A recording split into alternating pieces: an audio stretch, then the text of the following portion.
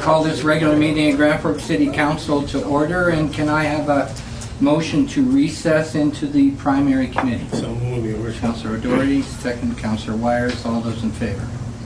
Okay, we are in the primary committee. And very exciting agenda. I'd like to start by recognizing Freeman of the City, Jock. And it's his esteemed wife. There you go. We have an elected official, Irene Perapolkin, hiding back in the corner there. And some past councillors. Welcome. The first item of business is the Dog Park Association. Kathy Novakshinoff. And, oh yeah, we haven't approved the agenda, I'm sorry. Motion to approve the agenda. Councillor O'Doherty. All those in favor? Kathy, the floor is yours. Do I have pictures so you're not looking at me? My name is Kathy Novakshinoff. I've been involved with dog training in town for many years. And we're a group of people a couple of years ago got together and decided we needed a dog park, and that's what we did. So this is to bring you up to date on it, and we have a little bit of money left from our fundraising effort, and we'd like to suggest a couple of improvements that we'd like council's input on and approval of. So we can go on to the next slide. Community dogs get together.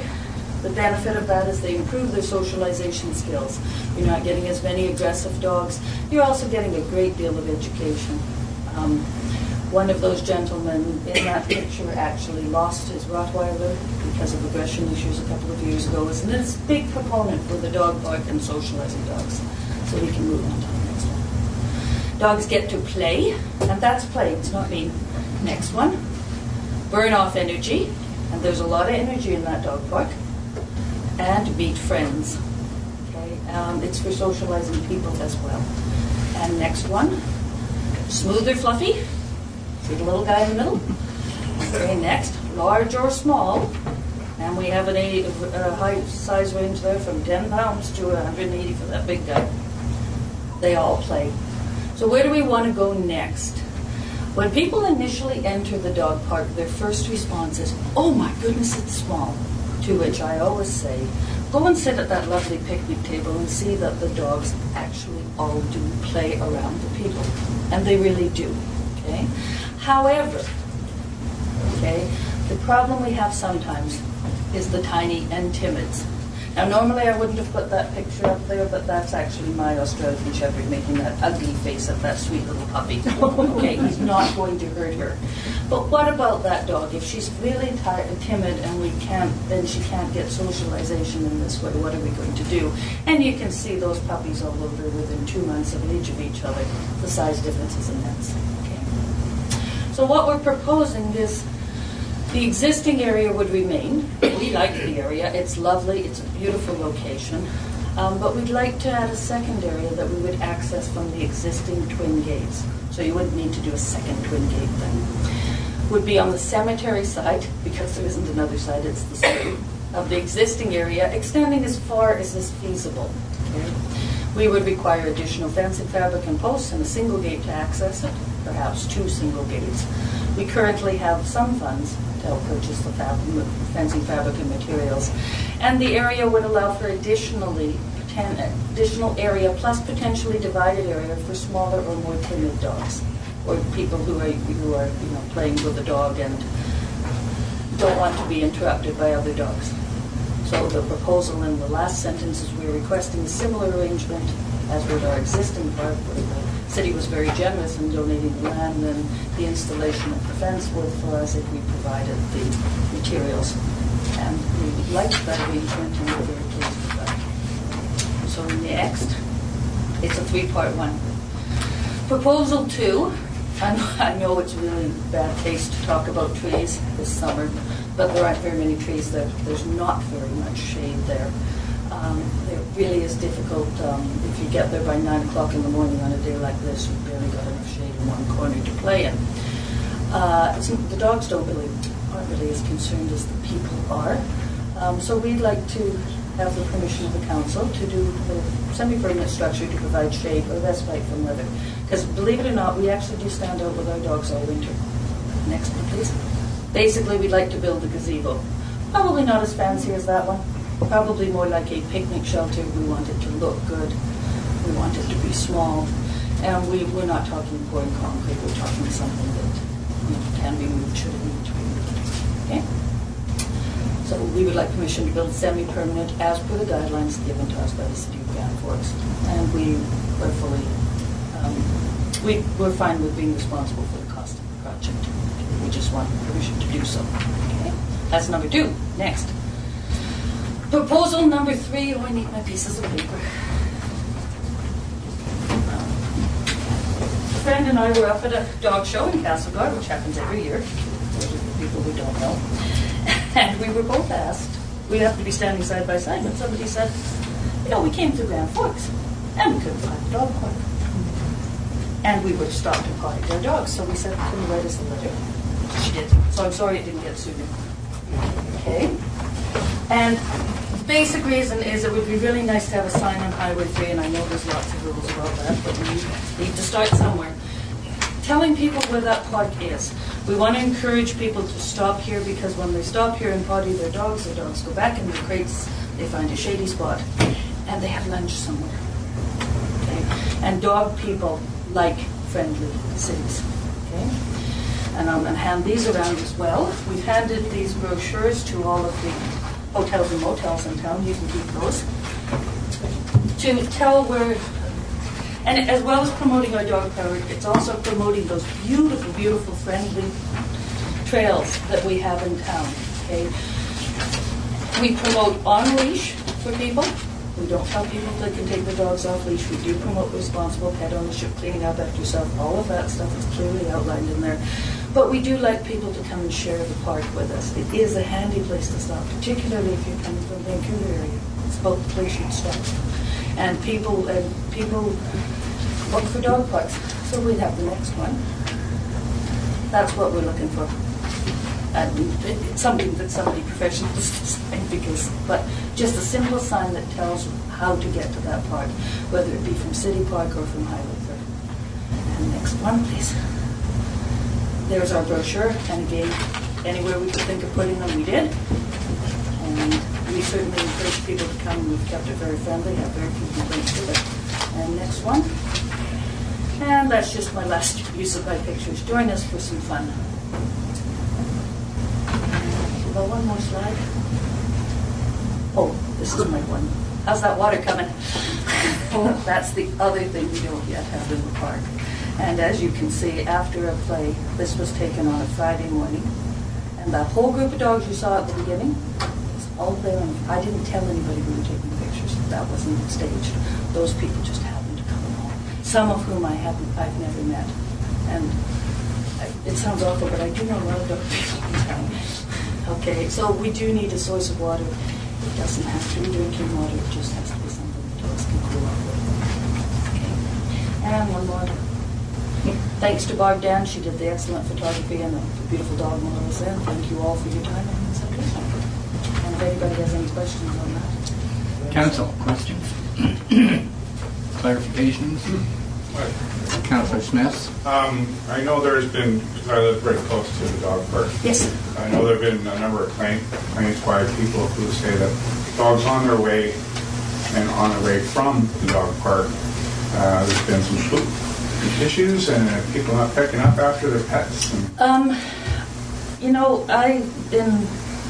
In an unrelated, well, sort of related matter, I've had a recent conversation with Irene about dog park, or dog ownership and bylaws, etc.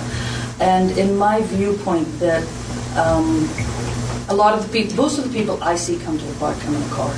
Okay, there are a few walkers. There are bags there. There's a place to keep bags.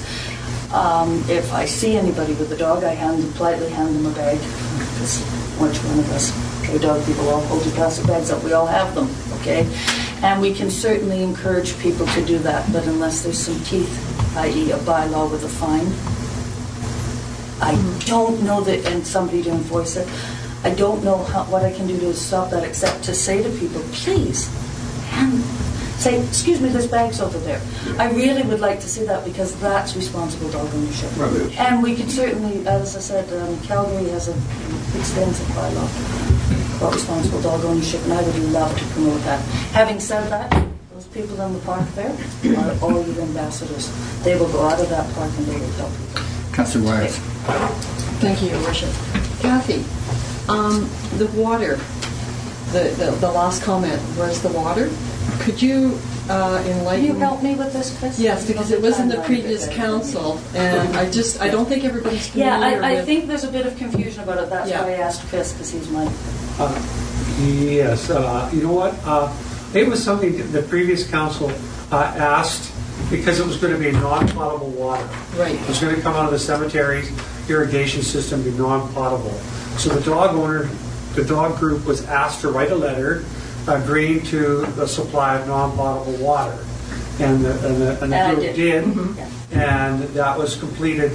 I believe the city got receipt of that letter last August.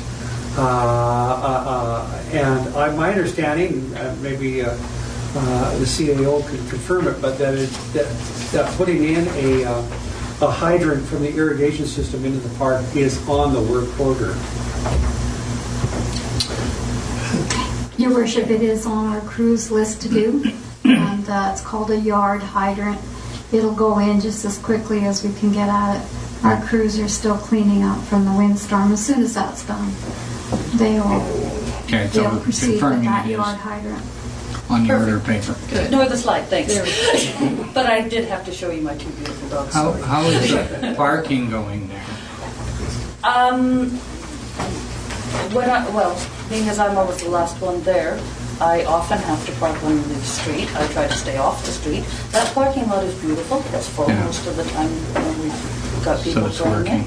So it's working beautifully. Yeah, and they've done a good job. Probably, I know they're really busy with it, but mowing occasionally, we tend to have to, I don't think we're on a routine yet. And that helps us to pick up.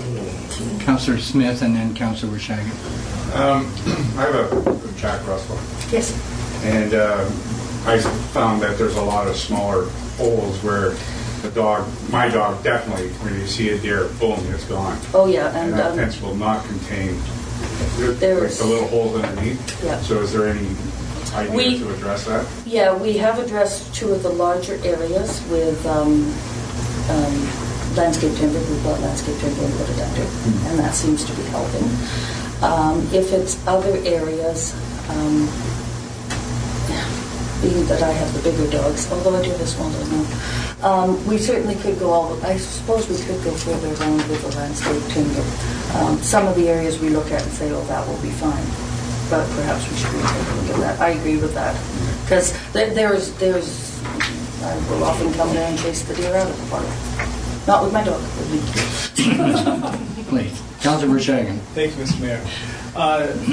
Just a question in regards to the dog park, in that after the installation of the dog park, the fencing, and after it became operational, I personally got a few complaints from the neighbors directly across the street in regards to noise and lack of a process involving them in designing, building, and how to impact their lives in the dog park. And I'm just curious, I haven't heard from them in a long time, and I'm just curious, what is your relationship with those neighbors directly across the street?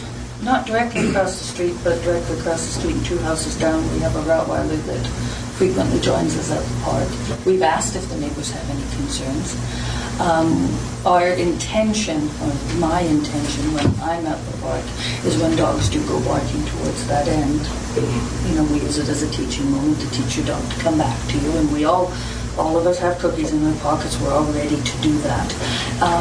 But I would certainly appreciate knowing about them, because I'm not the dog park police, but I'll certainly go in and say, geez, you're having a problem with your dog there, can I help you? So anything that happens there, I would happily go in and bring your dog and say, let's do it better. The only other thing, if it is dogs barking at the fence, that's an issue, we would be probably looking at putting up a sort of like a screening type.